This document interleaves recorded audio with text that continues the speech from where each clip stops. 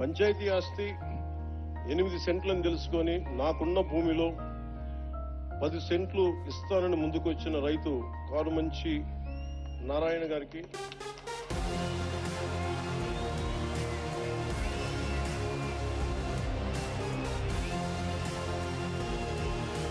ఈ రోజున కారుమంచి నారాయణ గారు మనస్ఫూర్తిగా వారికి కృతజ్ఞతలు తెలియజేస్తారు.